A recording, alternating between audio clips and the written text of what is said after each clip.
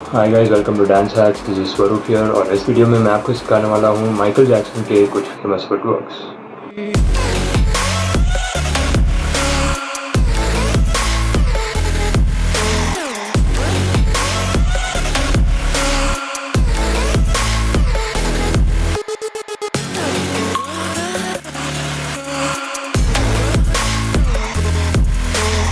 तो हमारे पहले स्टेप का नाम है जेम्स ब्राउन शफल और ये माइकल जैक्सन का एक काफ़ी अंडररेटेड डांस मूव है। तो इस फुटवर्क को सीखने से पहले हमें कुछ बेसिक शफल मूवमेंट सीखने होंगे। तो पहला फुटवर्क है हील टू हैप्पी फीट। तो ये थोड़ा सिंपलर वेरिएशन है। इस मूव को सीखने के लिए हमें सबसे पहले वार्म अप करना होगा। तो थोड़ा वार्म अप करने के बाद इस स्टेप को करने के लिए हमें थोड़ा वेट शिफ्टिंग का जो बेसिक है वो सीखना होगा। तो पहले आप एक फुट को अपने टो पे बैलेंस करो और दूसरे पैर को अपने हील यानी एडी पे बैलेंस करो।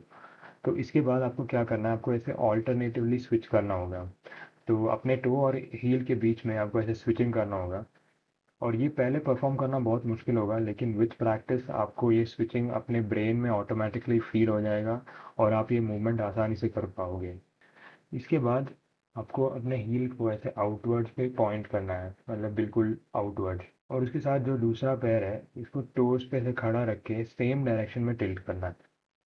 आपको वापस जब आप स्टार्टिंग पोजीशन में आ जाओगे तो फिर सेम मूवमेंट दूसरे साइड में भी परफॉर्म करना है, लेकिन दूसरी बार जो पैर एडी पे खड़ा था वो अब टोज पे खड़ा रहेगा और जो टोज पे खड़ा था वो एडी।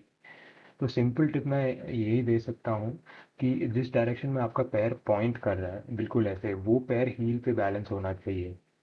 तो धीरे धीरे प्रैक्टिस के साथ थोड़ा पेस बढ़ाओ तो आप स्मूथली ये परफॉर्म कर पाओगे। तो अगर आपने ये वाला मूवमेंट सही से कर दिया तो फिर आप जेम्स ब्राउन शफल सीख सकते हैं, जो कि इसी मूवमेंट का एक वेरिएशन है। और ये एक्चुअली उतना फेमस नहीं है, लेकिन बहुत ही मतलब अंडररेटेड शफल मूव है माइकल जैक्सन का।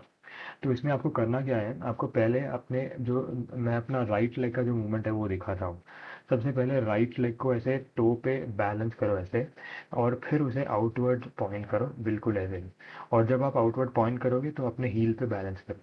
और फिर जब वापस स्टार्टिंग पोजीशन पे आओगे तो पैर को लिफ्ट करके वापस टो पे खड़ा करना है बिल्कुल ऐसे। तो 1 2 3 4। एक और बार 1 2 3 4। इसके बाद लेफ्ट लेग का देखते हैं। तो पहले काउंट में लेफ्ट लेग को ऊपर उठा के राइट लेग के पास जाना है।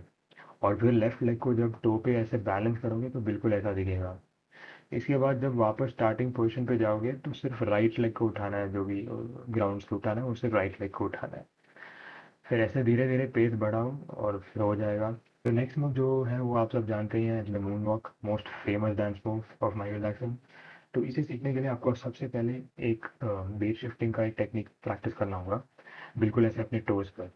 तो फिर आपको ऐसे ऑल्टरनेटिवली स्विच करना होगा अपने टोज पे। और इसके बाद आपको करना क्या है, आपको एक सिंपल सिंपल ट्रिक याद रखना होगा। तो ये सिंपल ट्रिक जो है वो मैं ऐसे याद करता हूँ, जिसको मैं बोलता हूँ स्लाइड स्विच मेथड। तो सबसे पहले आपको एक लेग ऐसे पीछे स्लाइड करना है और फिर उसको स्विच करना है। और फिर दूसरे लेग को स्लाइड करना है और फिर से स्विच करना है। जो भी पैर अपने टोज पे है, जो दूसरा पैर है उसी को स्लाइड करना है। कभी भी अपने जो टोज पे जो बैलेंस कर रहे हो वो उस पैर को स्लाइड मत करो, फिर सब गलत हो जाएगा। आपको स्टार्टिंग में थोड़ा इजीली वो स्लाइड नहीं आएगा, तो आपको अपना बैलेंस पे थोड़ा ध्यान देना होगा। लेकिन जब आपका बैलेंस सही रहेगा तो आप अपना एंगल थोड़ा बेटर कर सकते हैं, तो कि ताकि वो एक परफेक्ट 90 डिग्री एंगल बनेगा।